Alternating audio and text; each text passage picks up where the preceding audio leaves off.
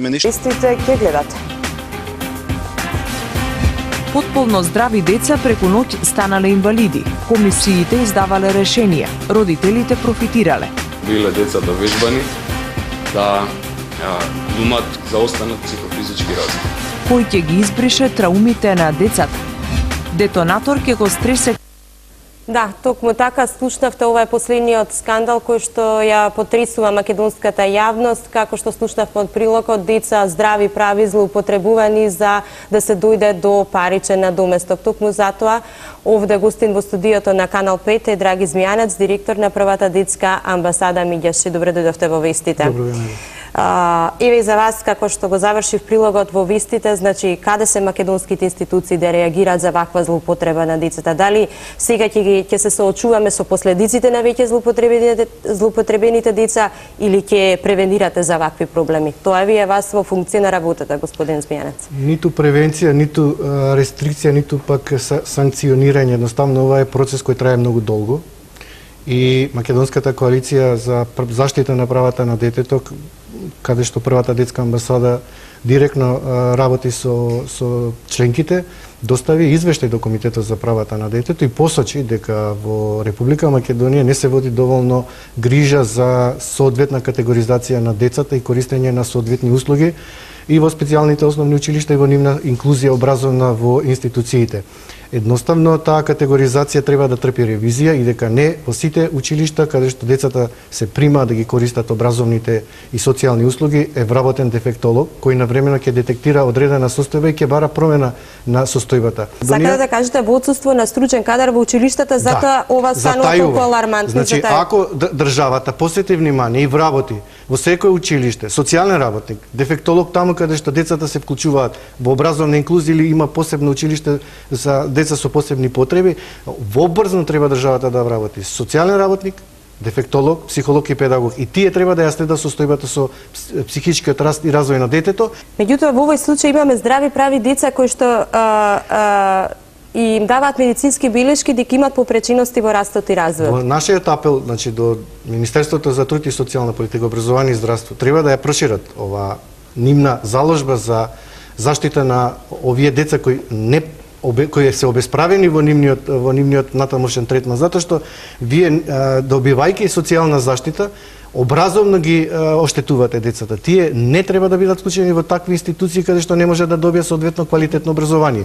Вие директно генерацијски правите проблем на тие деца да едноставно им вршите интелектуален хендикеп неоснован од страна на институциите и станувате соучесник со тој што ја создал таа категоризација. Некој треба да поднесе одговорност за оваа ситуација.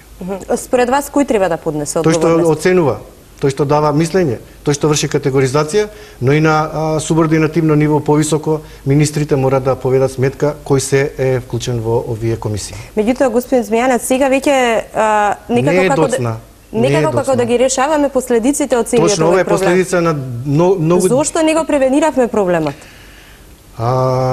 Вие рековте сте доставиле писмен извештај, останавте со писмениот извештај? Да, и од Комитетот за правата на детето дадени се одредени препораки до владата на Република Македонија. Таа мора да ги спочитува тие препораки. Ние и вршиме мониторинг на следење на тие препораки дали се реализираат или не. Доколку има измени, ние ќе ги известиме од Комитетот за правата на детето, има напредок.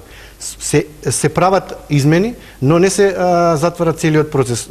Како, например, на оваа група на деца кои што веќе нели се откриени дека се злоупотребени, како ќе им ја надоместиме штетата и дамката што ќе ја носат за цел живот? Затоа што таа категоризација веројатно ќе го прати тоа дете во текот на целиот живот. Штетата е веќе направена огромна, која што не може да се процени. Точно така, но некогаш подобро некогаш да се започне, никогаш јас ќе кажам. Верувате ли дека сега ќе се веќе реши овој проблем? Под строг надзор на остварување на проценката на комисијата од страна на министерствата кои се релевантни за поставување на луѓе, мислам дека може да се подобри ситуацијата. И што ќе превземете ве како детска амбасада сега за воиднина, веќе кога министерствата го обелоденија проблемот, верувам дека ќе го решат. Јас колку што знам во државата има јавен обвинител кој ако има потреба може и да покрене кривична одговорност кон сторителите на ова дело. Најавија министрите дел дека ќе има и кривична одговорност и дури дека ќе има и одземање на право на дете.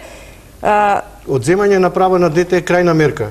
секако, ако се одземе родителското право, а родителот бил соучесник во злоупотребата, тој не може да ја сноси целосната одговорност. Некој од државните институции секако бил исто така вклучен во ова. Значи, државата не смее да се амнестира кога родителите не се одговорни. Нашиот став е дека одземање родителско право е крајна мерка, дека засилен и строг надзор од страна на државните институции во следење на правилното родителско право, остварување на квалитетно родителско право е задача на државата, затоа што не секој родител знае да постапи соодветно по најдобриот интерес на децата. Исто така не сите државни институции постапуваат по најдобриот интерес на децата.